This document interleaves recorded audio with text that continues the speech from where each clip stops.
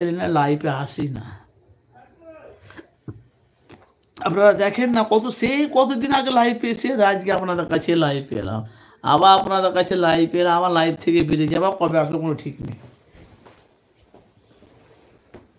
তাহলে আপনারা বলেন এই যে আব্বাস সিদ্দিকী যে ডাক দিয়েছে আজকে, তিনি যারা দেখেছেন হাজার হাজার মিডিয়া, হাজার হাজার বড় বড় সাংবাদিক মিডিয়া তারা উপস্থিত হয়েছে। কেন জানেন? তারা ভাইজানের কিছু বক্তব্য শুনে তার চ্যানেলে আপলোড করবে, তারা লক্ষ লক্ষ লাখ লাখ টাকা তারা ইনকাম করছে। তো এমন এমন বড় বড় ইউটিউবার আছে, তারা মাসে লাখ দেড় লাখ মাস তারা মাসে তারা ইনকাম করে। কেউ 50,000 ইনকাম করে, কেউ 70-60,000 ইনকাম করে তাদের। আর আমার কত মাসে হয়তো 20,000 কি 25,000 টাকা ইনকাম হচ্ছে মাসে। আমার মাসে এই চ্যানেলে আমার মাসে খুব জোর, আমি প্রতি মাসে মানে এটা ডলার হিসাবে তো $100 হলে তবে 8,000 কত টাকা পাই। আমি প্রতি মাসে প্রায় মোটামুটি ও কোনো সময় 20,000 পাই, কোনো সময় 25,000 পাই, কোনো সময় 30,000 পাই, কোনো সময় আবার ফের তোমার ওটা 2 মাসের পর মানে 3 মাস ওটা ওদের একটা ডেট ফিক্স আছে। এটা আমি আবার 21 তারিখে টাকা পাবো, 21 তারিখে টাকা পাবো। সেটা পাবো কত 14,400 কত টাকা পাবো, এই 21 তারিখে পাবো। মানে বুঝবেন এই চ্যানেলে আমার ইনকাম আমার ডেইলি আমি মাস গেলে পেয়ে যাই। তো ভাই বলা বলি কথা এইসব এই যে এই চ্যানেলে যে এফএস আনারুল মিডিয়ার চ্যানেলে যে টাকাগুলো আমি পাচ্ছি, সব গরিব অসহায় মানুষকে সাহায্য করি, দান করি। কিছু টাকা আছে রমজান মাসে দান করব, আপনারা দোয়া করবেন। তো ভাই ইউটিউব চালা, লাইভ চালা, এটা কিন্তু আমার পেশা নয়, এটা আমি টাইম পাস করার জন্য আমি চ্যানেলটি খুলেছি। আপনারা আমাকে কোনোদিন দেখেছেন কোনো নেতাদের পেছনে গাড়ি নিয়ে ছুটেছি, কোনো মন্ত্রী নেতা এসব না।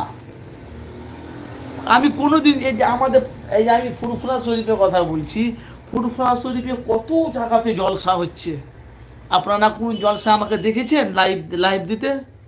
ফুরফুরা শরীফে বহু জায়গাতে কত কিছু অ্যাক্সিডেন্ট হচ্ছে, ঝগড়া হচ্ছে, মারপিট হচ্ছে, অশান্তি হচ্ছে, আপনারা আমাকে দেখেছেন? আমি যাই না। কেন? এটা আমার পেশা নয়, আর আমার কারবারটা হলো পেশা। ওটা না হলে আমার সংসার চলবে না, ভালো করে বুঝবেন। আর আমি তাদেরকে ছোট করছি না, এখানে যাদের ইউটিউবটা যাদের পেশা, তারাকে প্রত্যেকটা জায়গা তাদেরকে যেতে হবে। সময় হলে যাবে, না হলে না যাবে। সময় সময় মানে এরিয়া আসে ভিতরে হলে সব যাবে।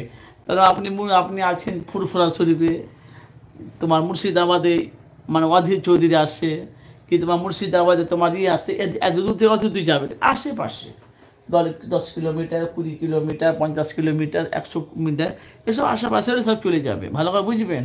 তো ভাই মূল হলো আপনাদের কাছে যে উদ্দেশ্যে নিয়ে আমি এসেছি, এই যে ফুরফুরা শরীফে আহলে সুন্নাত যে আমাদের করণে যে আব্বাস সিদ্দিকী ভাইজান, এই যে গতকালকেও তো তোমার বহুত লোকের জনসভা ছিল, আজকে বেড়াচাপাতে আব্বাস সিদ্দিকী জনসভা ডাক দিয়েছে।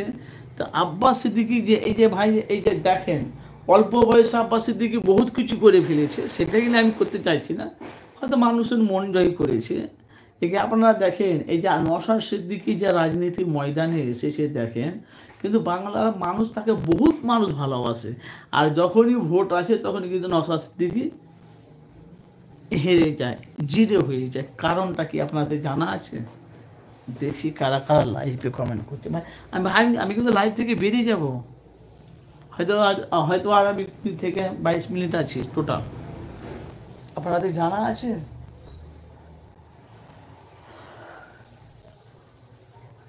ভাই একটু কমেন্ট করেন দেখি আপনাদের জানা আছে কি, জানা আছে? একটা জিনিস মনে রাখবেন, রাজনীতির লাইনটা ভাই খুব খারাপ। রাজনীতির লাইনে যারা একবার ঢুকে গেছে, যারা একবার টাকা সম্পত্তি পেয়ে গেছে, বাড়িঘর হয়ে গেছে, এরা কিন্তু জিন্দেগিতে রাজনীতির রাস্তা তারা ছাড়বে না। কেন? এই রাজনীতির আমি কাকে খারাপ করছি না, ছোট মনে করছি না। দেখতো আমাদের বাড়ির পাশে পার্টি অফিস তৃণমূলের, বা আমাদের বাড়ি অফিস থেকে কিছুটা গিয়ে সিপিএমের পার্টি অফিস, সেটা আলাদা ব্যাপার, আমি কাউকে ছোটো করছি না। কিন্তু রাজনীতি ময়দানে যারাই নেমেছে, যারাই নেতা মন্ত্রী হয়েছে, এমএলএ প্রধান হয়েছে, তাদেরই ব্যাংক ব্যালেন্স ফুলেছে।